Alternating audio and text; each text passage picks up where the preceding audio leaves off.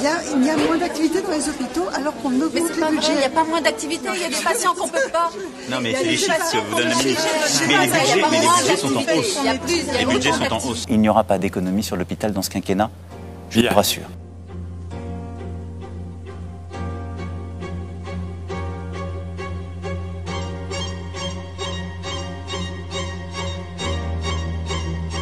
Le président de la Fédération hospitalière de France le dit, le ministère n'a pas pris la mesure. Les soignants de Marseille témoignent qui se volent des brancards entre services parce qu'ils n'en ont plus.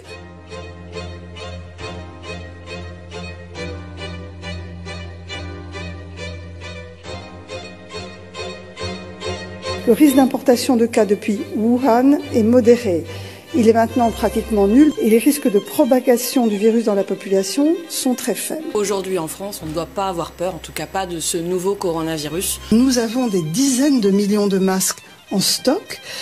En cas d'épidémie, ce sont des choses qui sont d'ores et déjà programmées. Eh bien moi je crois qu'il n'y a pas de raison de s'inquiéter outre mesure et qu'au fond, la meilleure manière de rassurer les gens, c'est de les informer tout simplement. Ce sont les Chinois qui manquent de masques et pas les Français. Absolument. Exactement. Moi je pense qu'avoir autorisé le match Lyon-Turin, c'est une bonne chose. Mais Sabrina, encore une fois, rassurez-vous, ce n'est qu'une grosse grippe pour l'instant. Personne n'a besoin de porter un masque si un médecin ne vous demande pas d'en porter un. Coronavirus n'égale pas mort. Là, le coronavirus est une grippe.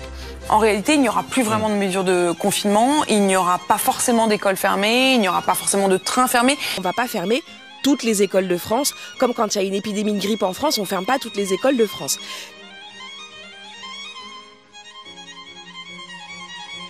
Bon, c'est un virus de plus, c'est, on le dit souvent, c'est une forme de grippe. Est-ce qu'il est envisageable qu'on ferme toutes les écoles de France? Nous n'avons jamais envisagé la fermeture totale. La pleurniche permanente hospitalière fait qu'on est en permanence au chevet de notre hôpital. Porter un masque en population générale, ça ne sert à rien. Il y a une tension, il n'y a pas une pénurie. Nous disposons à ce jour d'un stock d'État de 86 millions de masques. Pourquoi est-ce que le président de la République n'est pas muni d'un masque? Mais tout simplement parce qu'il n'y a pas besoin d'un masque dès lors qu'on respecte la distance de protection vis-à-vis des autres. Le voilà, Emmanuel Macron qui met un masque. Face à l'épidémie, la confiance des Français envers l'exécutif est en chute libre.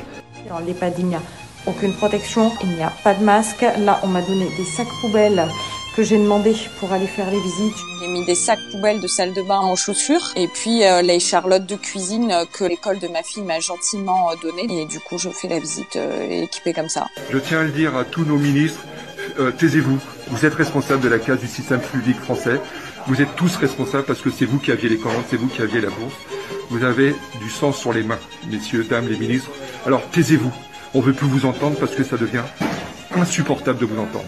Du côté de la population maintenant, sachez que l'Académie de médecine a déclaré ce soir qu'elle recommandait le port obligatoire du masque, même pour le grand public. On nous a pourtant largement répété qu'il ne servait pas à grand-chose si l'on n'était pas soi-même malade. Une version qui a arrangé tout le monde alors que les stocks étaient quasiment vides, mais qui est loin d'être partagée par tous les scientifiques de la planète.